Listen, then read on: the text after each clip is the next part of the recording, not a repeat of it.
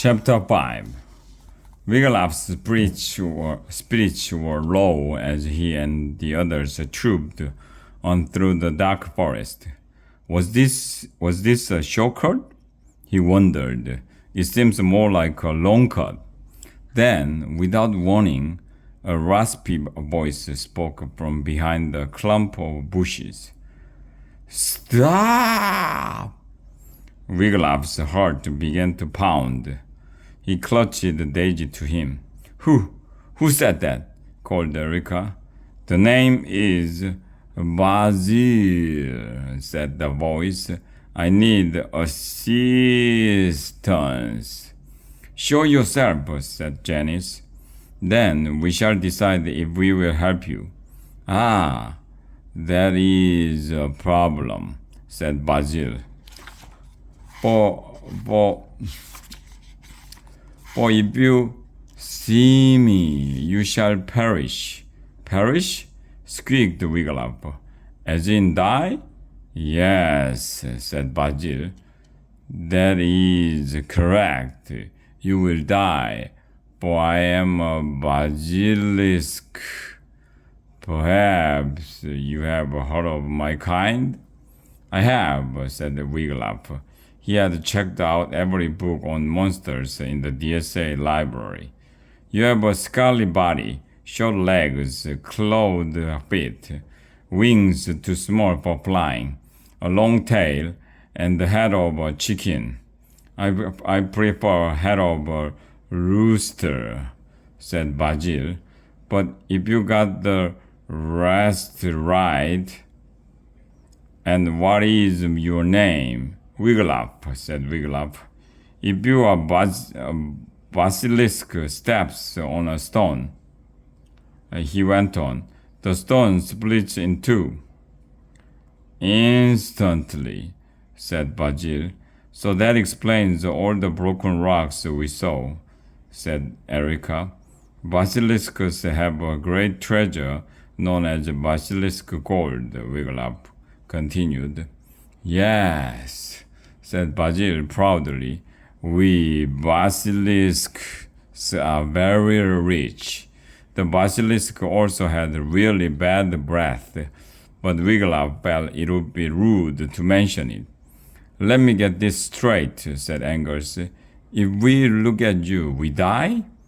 Sadly so, said Basil. And the same sad fate awaits any creatures I look upon, except for another basilisk. Egad, cried Wiglaf. Don't be scared, said Basil. I wear dark glasses, so my stare won't hurt you. Oh God, Angus said a shaky voice. Keep those glasses on, Basil. I wandered into the dark forest by mistake, Basil went on.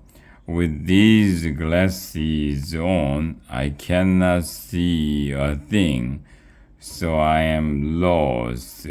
If you will kindly lead me out of the forest, I shall be able to find my dear Sophie. Who is Sophie? Asked Wiglaf. Sophie is a beautiful basilisk, said Basil. Too bad it would kill you to see her.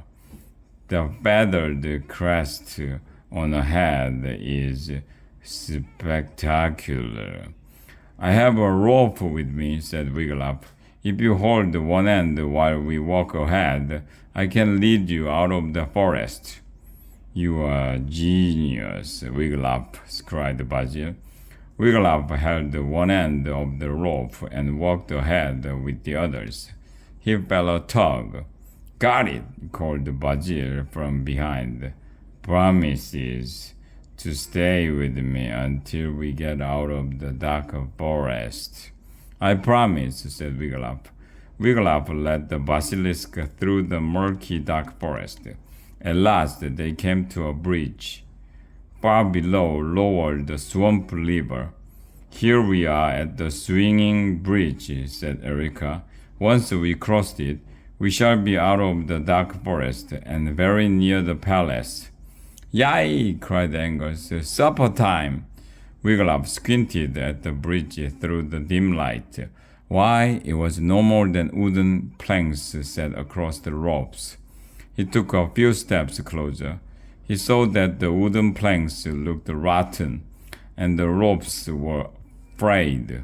Here I go, said Erica. The bridge swung widely as she went across, her heavy trunk bumping along behind her. Wiglaf shut his eyes. He could hear planks cracking and breaking. Be careful, he told Janice, who went next. I can use my lens for balance, she said. But as she teetered across, cracked!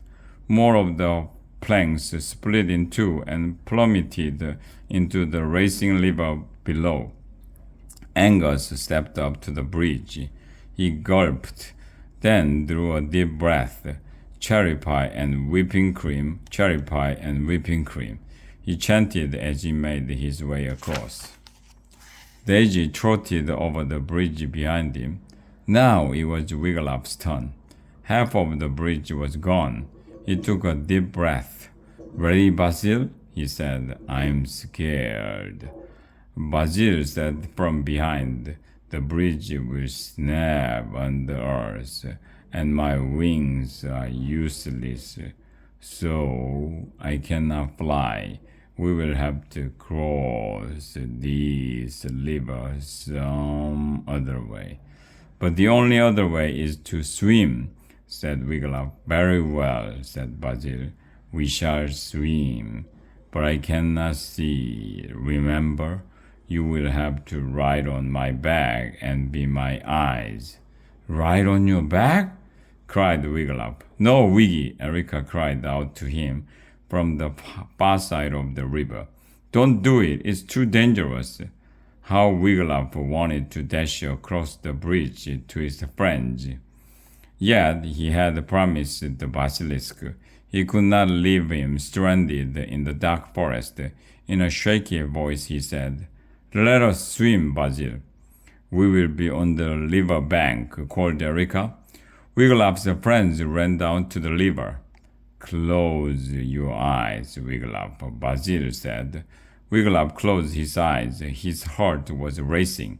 He felt the cold, scaly monster come up behind him. He managed to throw a leg over the basilisk's back. Hold on to my neck, said Basil. Wiglaf put his arms around the basilisk's neck. It felt dry and scaly, like a worm's neck. Thinking of the young dragon calmed him. He held on tight. Basil lumbered down to the river's edge. Brrr, he said, it's freezing. Only a lovesick fool would do this. Soapy, sweetheart, here I come. Splash! Basil plunged into the dark waters of the swamp river. Wiglaf felt the basilisk paddling like a dog in the swift current. His eyes popped open. At first, all he could see was splashing water. Then he sat up straighter, peering ahead, and saw the shore. Yikes! Cried Wiglaf. We are drifting downstream. Swim to the right, Basil, swim. Basil paddled madly to the right. Hold steady now, Wiglaf shouted. Basilisk paddled on. At last they reached the far shore. Safe at last, cried Basil as he lumbered out of the water and onto dry land. Wiglaf closed his eyes and slid off the basilisk's back. Thank you, Wiglaf, said Basil. Now I shall go find Soapy.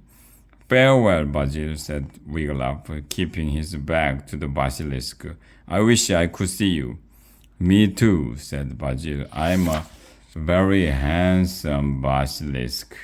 At least that is what Soapy says. If we have a brood of basilisk chicks, I shall suggest that we name one after you.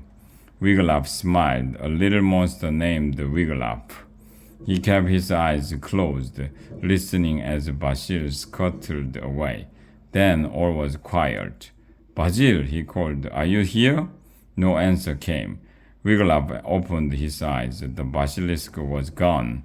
His own rope lay coiled at his feet, and inside the coil lay a six-sided golden coin, a piece of basilisk gold.